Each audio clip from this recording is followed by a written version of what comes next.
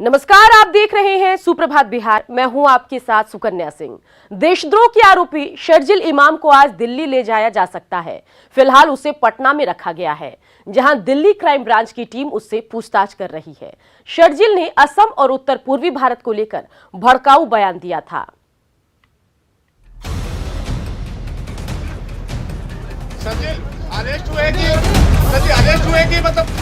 अपने जहरीले बयान से देश भर में हड़कंप मचाने वाले शर्जील इमाम 48 घंटे की ट्रांजिट रिमांड पर है। शर्जील को पटना के महिला थाने में रखा गया है, जहां सुरक्षा के कड़े इंतजाम हैं और इसका जिम्मा बिहार एसटीएफ को दिया गया है। दिल्ली पुलिस ने शर्जील से करीब 2 घंटे पूछताछ की। महिला थाने में शर्जील रात भर करवटें बदलता रहा। शर्जील को खाने के लिए रोटी, सब्जी, दाल और पराठा दिया गया। हालांकि उसने थोड़ा ही खाना खाया, लेकिन चाय और पानी कई बार लिया। सूत्रों के मुताबिक दिल्ली पुलिस ने 2 बार पूछताछ की और 15 से 20 सवाल पूछे गए। कई सवालों का उसने शांति से जवाब दिया, तो कुछ सवालों का संक्षिप्त जवाब दिया। पुलिस ने जब विस्तार से बताने को कहा तो उसने चुप्पी साध ली।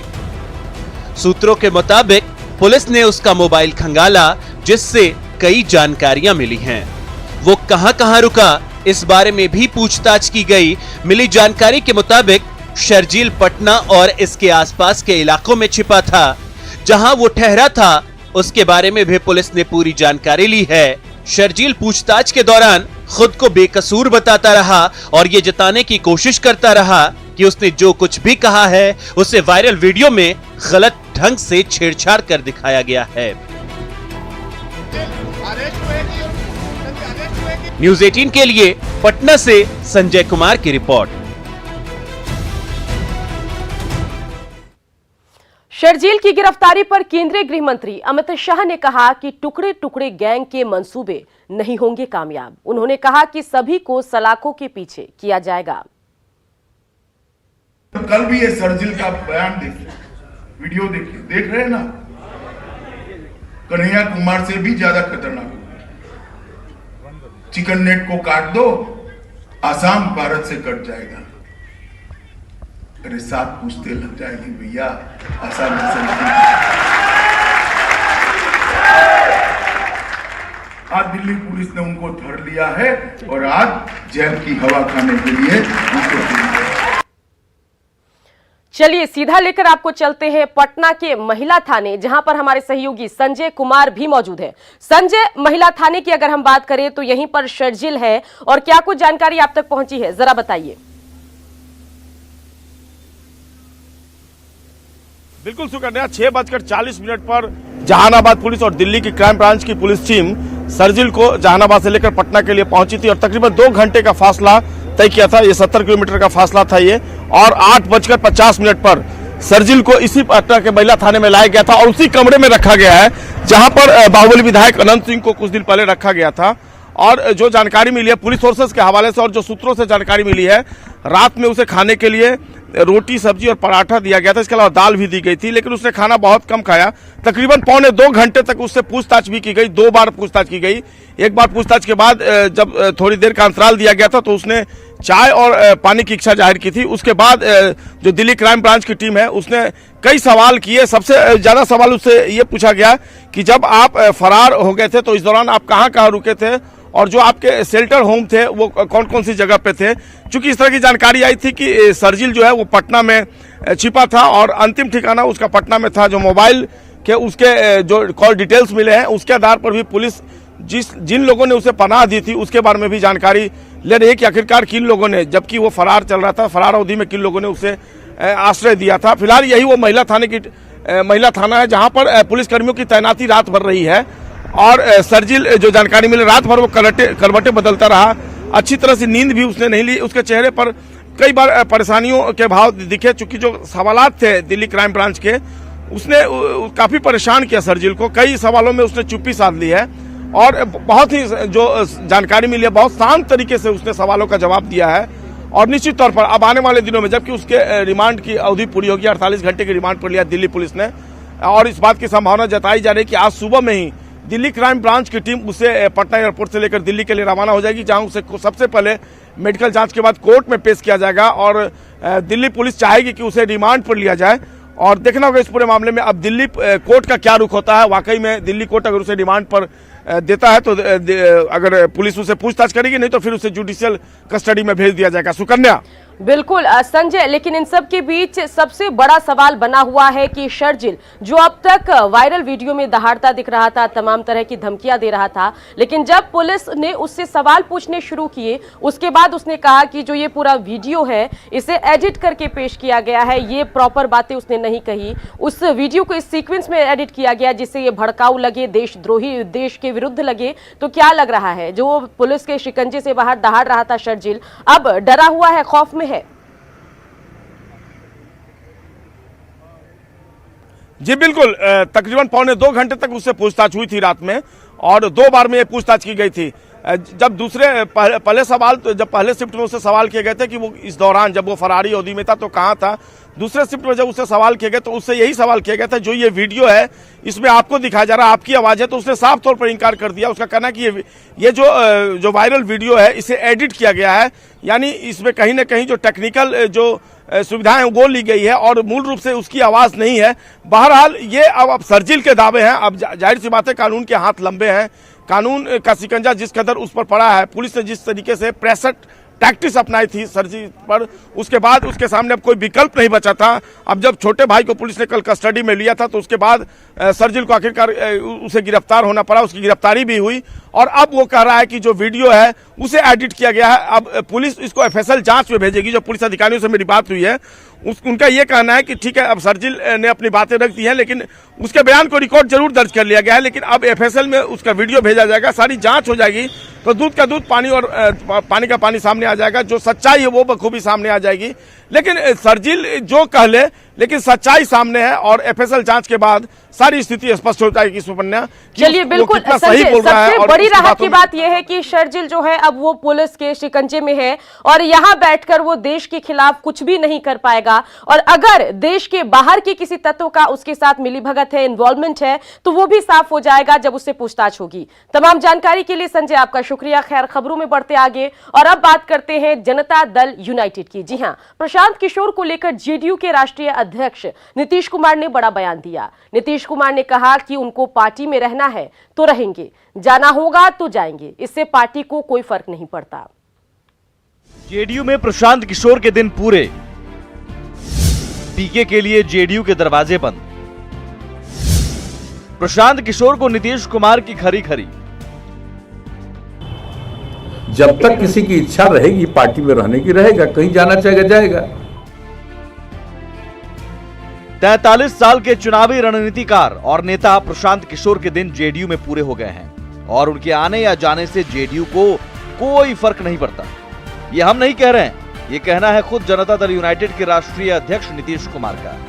पटना में हुई JDU की बैठक के बाद मीडिया के सवालों का जवाब देते हुए नीतीश कुमार ने कहा कि उनकी कहीं जाने की इच्छा होगी तभी इस तरह की ट्वीट कर रहे हैं, लेकिन अगर पार्टी में रहना है तो बुनियादी ढांचे को मानना पड़ेगा। रहेगा तो भी ठीक, नहीं रहेगा तो भी कोई बात नहीं, हमको कोई दिक्कत नहीं। हाँ, लेकिन रहेगा तो पार्टी का जो बुनियादी ढांचा है उसको अंगीकार करना पड़ेगा, उसको समझना पड़ेगा। पहली बार प्रशांत किशोर पर साफ साफ बोलते हुए नीतीश कुमार ने यहां तक कह दिया कि अमित शाह के कहने पर ही प्रशांत किशोर को पार्टी ज्वाइन कराया था। छोड़िए ना अपना मतलब, जहां जाए। अब वो आया कैसे भाई? हमको अमित शाह जी कहे ज्वाइन कराइए, ज्वाइन कराए।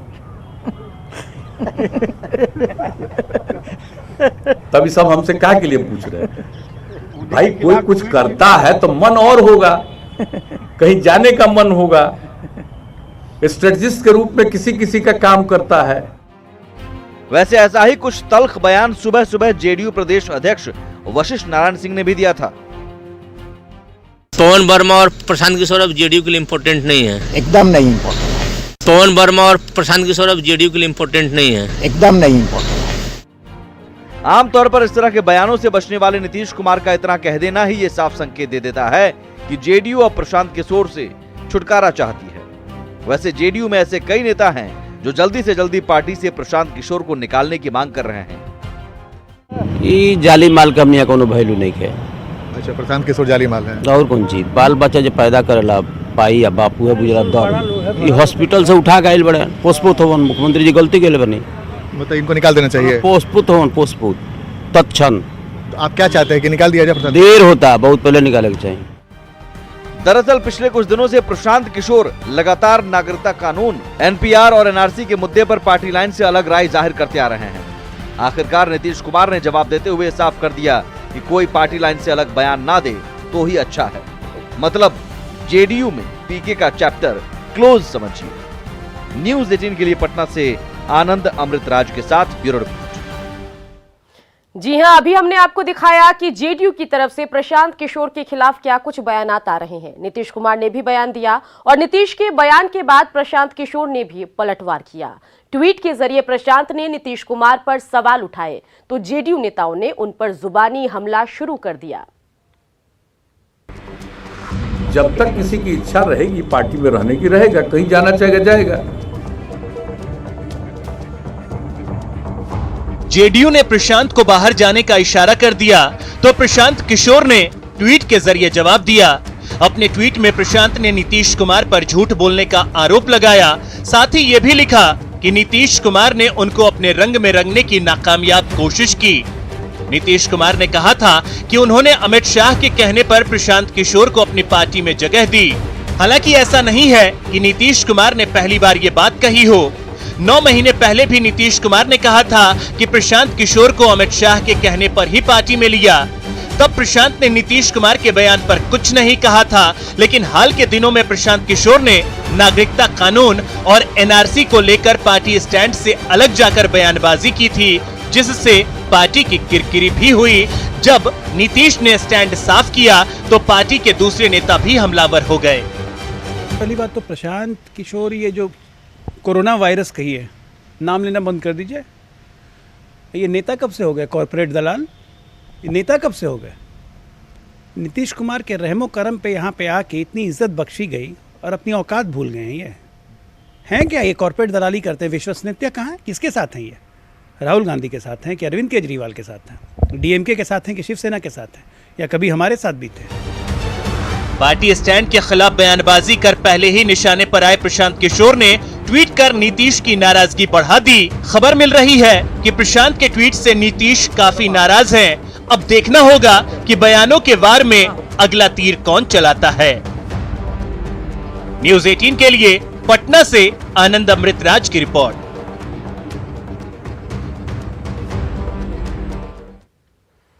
पटना में मुख्यमंत्री आवास पर जेडीयू की बैठक हुई, जिसके बाद बिहार के मुख्यमंत्री और जेडीयू के राष्ट्रीय अध्यक्ष नीतीश कुमार ने कई मुद्दों पर अपनी बेबाक राय रखी।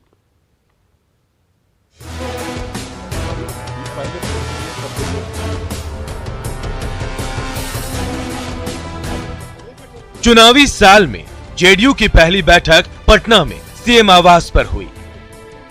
जेडीयू के राष्ट्रीय अध्यक्ष नीतीश कुमार ने बैठक में पार्टी नेताओं को चुनावी मंत्र दिया। बैठक के बाद मीडिया से बातचीत करते हुए नीतीश कुमार ने कमोबेश सभी सियासी मुद्दों पर बेबाक जवाब देकर 2020 के चुनावी लड़ाई की तस्वीर साफ कर दी। नागरिकता कानून पर नीतीश कुमार ने कहा कि मामला सुप्रीम कोर्ट में है तो फैसले का इंतजार करना चाहिए। ये देखिए, बिना मतलब की बात हो रही है और अब जबकि उसके बारे में लेकर के ओपिनियन अलग अलग है, मुझे उस पर कुछ नहीं कहना।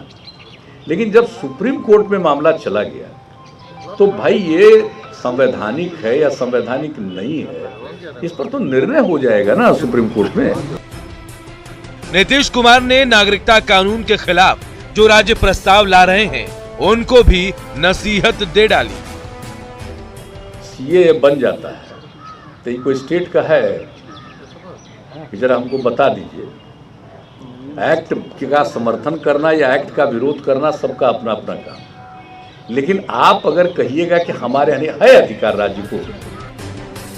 एनपीआर यानी नेशनल पॉपुलेशन रजिस्टर पर नीतीश कुमार ने कहा नए एनपीआर को लेकर भ्रम फैल रहा है, इसलिए जो नया पॉइंट है उसे नहीं रखना चाहिए।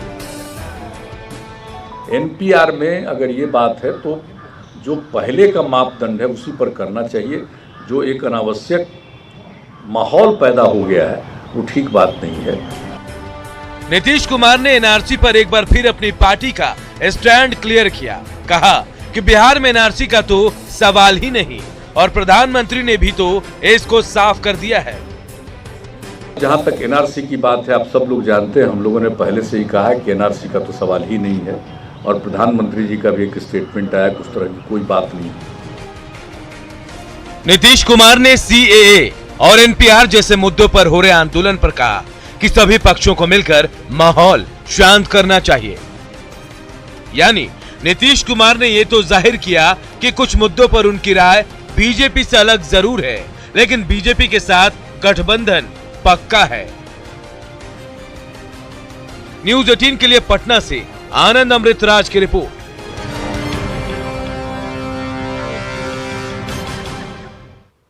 महिला आयोग में अजीबोगरीब मामला सामने आया, जिसमें पत्नी को जमीन से ज्यादा प्यार हुआ तो उसने पति के साथ रहने से इनकार कर दिया। आयोग पहुंची महिला की मां भी दामाद पर लगातार जमीन लेने का दबाव बनाती रहीं।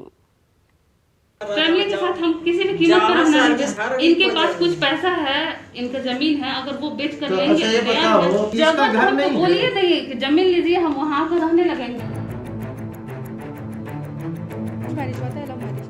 यह महिला अपने पति के साथ रहने को तैयार है, लेकिन शर्त पड़ी है, जमीन खरीदकर अपना मकान बना लो फिर घर बसेगा। पोस्ट ऑफिस में काम करने वाला पति जमीन खरीदकर मकान बनाने में खुद को असमर्थ बता रहा है, लेकिन पत्नी है कि मानती नहीं। न पति पर भरोसा है और न उसके घर वालों पर। ससुराल में रहने से साफ इनकार कर दिया है। जरा वजह जान लीजिए। पति से प्यार है, लेकिन पति को अपने फैमिली से ज्यादा प्यार है। पति को अपने फैमिली से ज्यादा प्यार तो सबको होता, तुमको भी है। शादी हुए अभी 1 साल भी नहीं हुए, पिंकी 1 महीने में ही ससुराल छोड़कर चली गई। पति छत्तीसगढ़ में पोस्ट ऑफिस में नौकरी करते हैं, लेकिन वो न तो ससुराल में रहने को तैयार है और न ही पति के साथ जाने को। पति पर भरोसा नहीं है, बस एक ही रट है, पति जमीन खरीद ले। के हाल में हम नहीं रहना चाहते हैं। क्यों? क्योंकि इन पर भरोसा नहीं है। मेरे साथ जो कुछ किए हैं इसके चलते भरोसा नहीं है। भरोसा जमेगा तो हम खुद चलने के लिए तैयार हैं। तब तक के लिए इनको भी तो वेट करना चाहिए। पिंकी की मां भी दामाद पर जमीन खरीदने का दबाव बना रही है। वहीं उसके पति हरिशंकर गुप्ता का कहना है कि वो समझ नहीं पा रहा है कि पिंकी की मंशा क्या है। प्रताड़ित यही करी हो, हमारे साथ नहीं जाना चाहती है, ना हमारे घर में रहना चाहती है। हमको फंसा कर रखना चाहती है कि 1-2 साल आपको कैसे भी फंसाए, और फिर इसके बाद उसका मंशा क्या है उसको हमको। फिलहाल महिला आयोग ने पति पत्नी को आपसी समझौते का वक्त दिया है और मार्च में बुलाया है और दोनों के परिवार वालों को बातचीत कर तालमेल बनाने को कहा है। न्यूज़ 18 के लिए पटना से नैन्सी की रिपोर्ट। चलिए बढ़ते आगे, बात कर लेते हैं बेतिया शहर की, जहां बीचों बीच उस समय अफरा तफरी मच गई जब 2 शराबी आपस में भिड़ गए। दोनों के बीच जमकर मारपीट हुई। तस्वीरें आप देख रहे हैं और देखिए कि कैसे भरी बाजार में दोनों एक दूसरे पर लात और घूंसे चला रहे हैं। इस दौरान वहां मौजूद लोग तमाशबीन बने रहे। बाद में दोनों को अलग किया गया, लेकिन काफी देर तक मचे बवाल के बावजूद पुलिस मौके पर नहीं पहुंची। एसटीईटी परीक्षा का एक वीडियो वायरल हो रहा है, जिसमें कहीं शिक्षक नजर नहीं आ रहा है, लेकिन कई महिला परीक्षार्थी आराम से जमीन पर बैठकर परीक्षा दे रही हैं। वहीं बाकी परीक्षार्थियों का मजमा लगा हुआ है। सवाल उठता है कि ओएमआर भर रही परीक्षार्थी के पास कोई वीक्षक क्यों नहीं है? कैमरे में, जी हां, कमरे में व्यवस्थित ढंग से ये सभी परीक्षार्थी परीक्षा क्यों नहीं दे रहे हैं? आखिर बाकी परीक्षार्थी यहाँ खड़े क्यों हैं? इस वीडियो को देखकर ऐसे तमाम सवाल हैं। हालांकि न्यूज़ 18 इस वायरल वीडियो की पुष्टि नहीं करता, लेकिन बड़ा सवाल कि अगर ये वीडियो सही है तो इन तमाम सवालों के जवाब कौन देगा? जल्द ही आम बजट पेश होने वाला है। महिला वित्त मंत्री से महिलाओं को काफी उम्मीदें हैं। वित्त मंत्री से क्या चाहती हैं पटना की महिलाएं, जानने की कोशिश की हमारी सहयोगी ज्योति मिश्रा ने। बजट आने वाला है और घर के बजट को संभालती हैं घर की वित्त मंत्री, और इस वक्त हमारे साथ घर की ये वित्त मंत्रियां हैं। इनमें से कई ऐसी हैं जो नौकरी पेशा हैं, कई ऐसी हैं जो बिजनेस करती हैं। ऐसे में इनकी क्या उम्मीदें हैं इस बार के बजट को लेकर, ये जानते हैं। क्या उम्मीदें हैं आप लोगों की, ये बताइए कि क्या इस बार उम्मीद कर रहे हैं कुछ इंडस्ट्री में, क्योंकि आप लोग लगातार सब लोग काम कर रही हैं, इंडस्ट्री से जुड़ी हुई हैं, तो घर का बजट ना बिगड़े और काम भी संभल जाए, क्या उम्मीद है? नहीं, हम उम्मीद है, एक तो महिला वित्त मंत्री है, ये हम लोग के लिए सौभाग्य की बात है। हम सोचेंगे बजट ऐसा हो, संतुलित हो। देखिए, हम एक विमेन एंटरप्रेन्योर हैं और हम चाहेंगे कि इस पर टैक्स जो है, जैसे जीएसटी है और अन्य तरह का जो टैक्स है, उसमें कुछ रिबेट मिले। हम सरकार से अपील करेंगे कि हम लोग अपने बलबूते इस संस्था को अपना मिला लगवाते हैं, टेंडर देते हैं, तो इसमें सरकार हमारी काफ़ी सहयोग करे। मैम, मैं ये कहना चाहूँगी मंत्री जी से कि जो कम आय की जो महिलाएं हैं, कम से कम उनको कुछ सपोर्ट मिले कि जैसे कि वो अपने काम को भी, अपने घर को भी मैनेज कर सकें वो, और अपने काम को भी अच्छे तरीके से कर सकें। बजट के लिए मेरी यही रिक्वेस्ट है कि इको पॉकेट फ्रेंडली हो और जो हमारे मतलब मध्यम वर्गीय और जो गरीब जनता है उसको थोड़ा रिलीफ मिले। ब्लू अप्लायंसेस जो है काफ़ी महंगे हो गए हैं, तो कम से कम उसके कॉस्ट में थोड़ी कटौती की जाएगी तो वो अपना समय बचा करके, जैसे आजकल माइक्रोवेव काफ़ी कॉस्टली हो गया है और हर घर की ज़रूरत है। आप कहीं से थक कर आते हैं तो कम से कम खाना गर्म तो कर सकिए। गवर्नमेंट का जो स्कूल है उसका तो अभी बहुत ही स्थिति ख़राब है और प्राइवेट स्कूल का इतना ज़्यादा फ़ी है, जो छोटे तबके के लोग तो पढ़ा ही नहीं सकते हैं, बहुत ज़्यादा फ़ी है। तो सबसे ज़्यादा जो सरकार हमारी जो मंत्री हैं वो बात करते हैं ये डिजिटल इंडिया का। डिजिटल इंडिया कैसे बनेगा? डिजिटल इंडिया तभी बनेगा जब सब लोग पढ़े लिखे होंगे। टैक्स रिबेट भी मिलना चाहिए, प्लस मुझे जो पर्सनली लगता है बहुत सारे ऐसे प्रोडक्ट होते हैं जो आप अगर बिज़नेस स्टार्ट करना चाह रहे हो तो आपको वो परचेज़ करने में कुछ आपको रिबेट मिलना चाहिए। जैसे कैमरा इक्विपमेंट हुआ या कोई मशीनरी से रिलेटेड है, तो हम लोगों को जैसे विमेन को क्या होता है, आपको लोन अमाउंट इंटरेस्ट फ्री मिलता है up to certain amount, but जो प्रोडक्ट्स होते